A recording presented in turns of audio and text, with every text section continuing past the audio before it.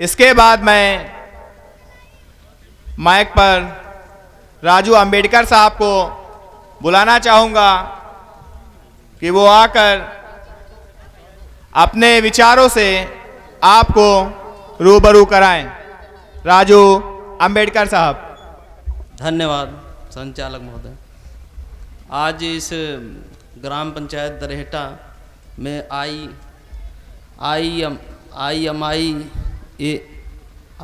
AIMIM Asaruddin Owaisi साहब की party का आज इस गांव में प्रोग्राम हो रहा है, जिसमें बजरंगी चाचा को इस पुरवा विधानसभा 167 विधानसभा का प्रत्याशी बनाया जा रहा है।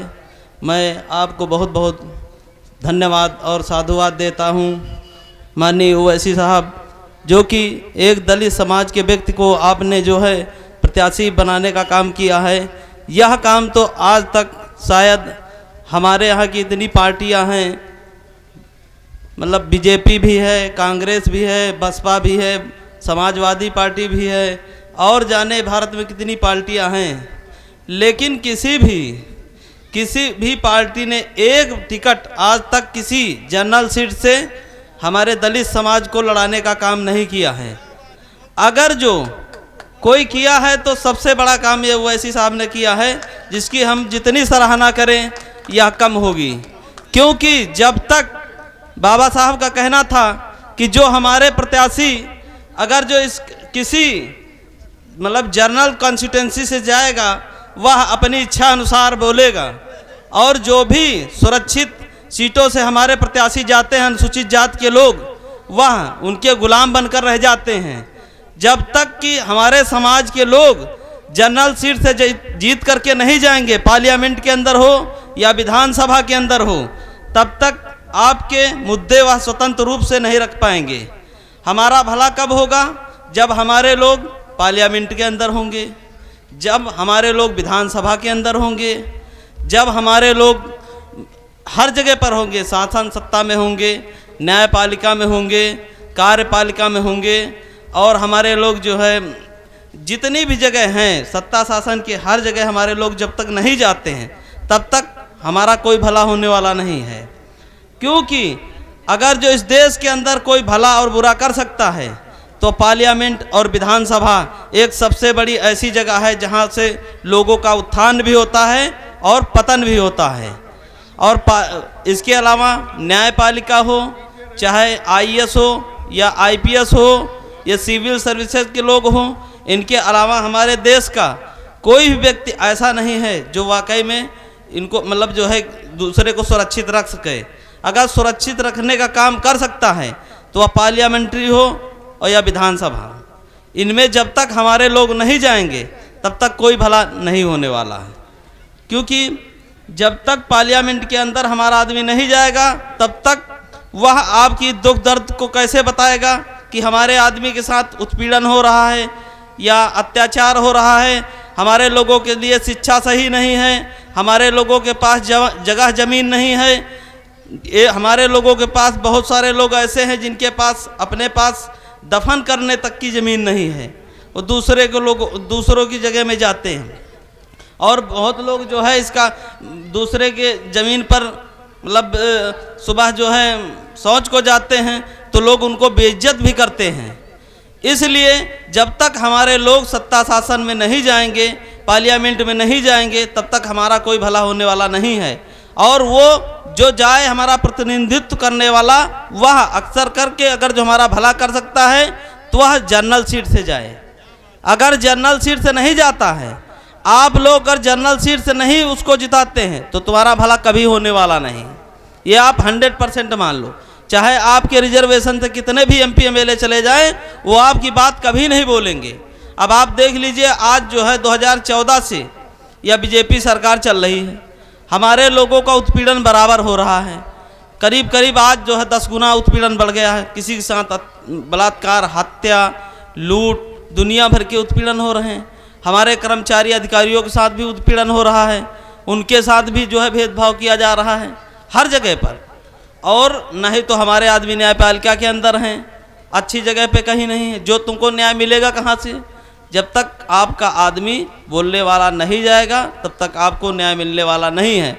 सबसे बड़ी गलती हमारी है, हमारे लोगों की ये गलती है कि हम लोग पहले लोग कहा करते थे, जब हम लोग मास्टर गांव वहाँ स्कूल जाते थे तो मास्टर कहा करते थे, बच्चों बताओ अकल बड़ी है कि भैंस। तो मास्टर बहुत सारे लड़के हुआ करते थे, ज़्यादातर बताते थे मास्टर साहब भैंस बड़ी है। समझ रहे हो? तो मास्टर बात को 2-2 डंडे सबको मारते थे।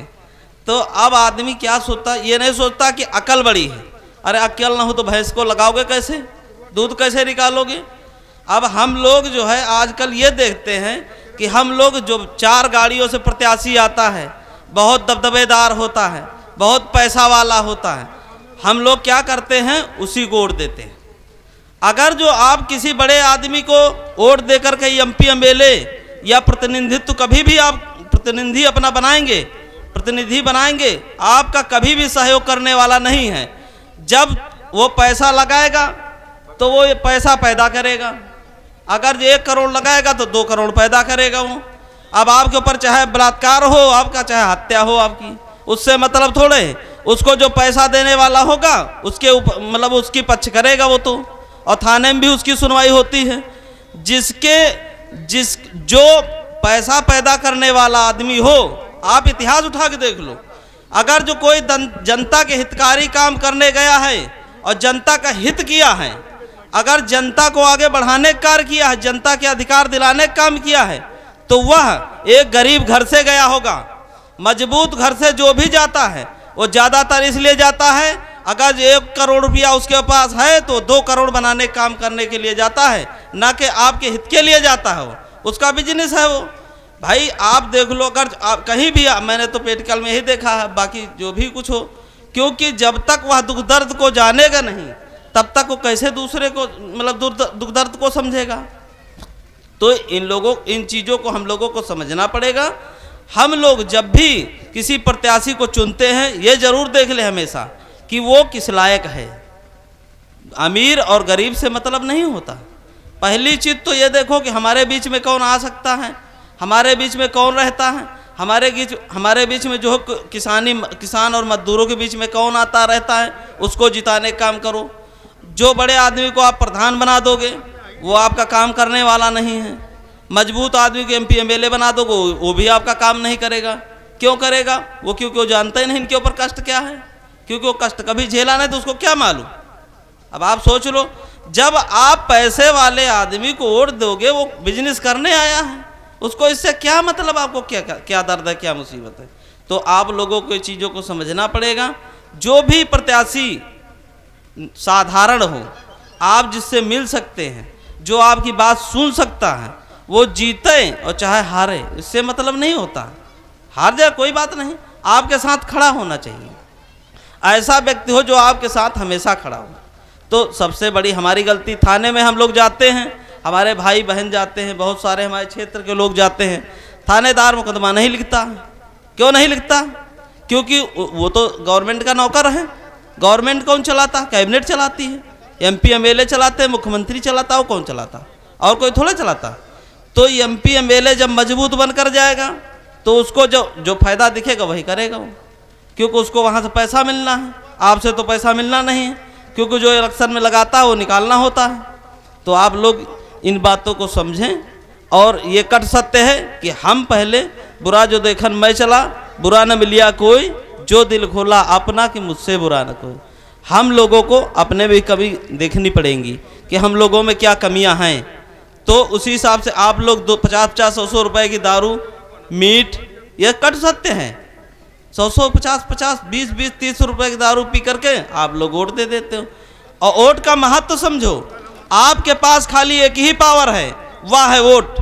वोट ही आपको सारे अधिकार दिलाती है, स्वतंत्र कराती है। आपको चाहे स्वास्थ्य हो, शिक्षा हो, पढ़ाई हो, और आपको चाहे राजनीतिक क्षेत्र में हो, अगर कोई अधिकार दिलाता है, किसी चीज़ के पावर के बल पर आप लोग कुछ चीज़ों को हासिल करते हैं, तो वह वोट है। पब्लिक के पास और कुछ नहीं है वोट के सिवाय। वोट आप अगर अच्छे प्रत्याशी को देंगे तो आपके लिए अच्छा कार्य करेगा। इससे ज़्यादा आप क्या कहें, क्योंकि आप लोग खुद समझदार हैं। मैंने जितना बता दिया, अगर जो आप लोग इस बात को ध्यान रखेंगे तो शायद यह परिवर्तन आज 5 साल में भी हो सकता है, 2 साल में भी हो सकता है। आप ये ना देखें कोई प्रत्याशी कमजोर है, गरीब, अगर जो जहां पर वोटिंग होने के बाद गिनती होती है वोट की, वहां नोटों की नहीं होती है। अगर जो आप लोग चाह लेंगे तो बड़े बड़े तुर्रम खां आपके सामने नाक रगड़ देंगे, हार जाएंगे। अगर जो आप, क्योंकि एक एक वोट की गिनती होती है, किसी की पैसे गिनती नहीं होती है। बता देते रहे भाई बहन हमारे बैठे, कोई यहाँ बता दे कि क्या कहीं वोट की जगह पे पैसे गिनती होती है? किसी अमीर की आदमी की दौलत की गिनती होती है? नहीं होती है। इसलिए आप लोग जिसको वोट देंगे वही जीतेगा, चाहे गरीब हो चाहे अमीर हो। बाबा साहब अम्बेडकर ने ही बात कही थी कि आज जब संविधान लागू हुआ था तो उन्होंने 1950 में यही अपने पार्लियामेंट के अंदर बोले थे कि आज जब हमारा संविधान भारत में लागू हो रहा है, 6 मतलब जो है जब लागू हुआ था तो उन्होंने यही बात कहा था कि 26 जनवरी 1950 में लागू हुआ था। तब उन्होंने ये बात कहा था कि आज से रानी और मेहतरानी दोनों एक समान होंगी। रानी की वोट की वैल्यू और मेहतरानी की वोट की वैल्यू वही होगा। एक वोट एक वैल्यू होगी, 1 पर्सन 1 वैल्यू। धन्यवाद। जय भीम, जय भारत।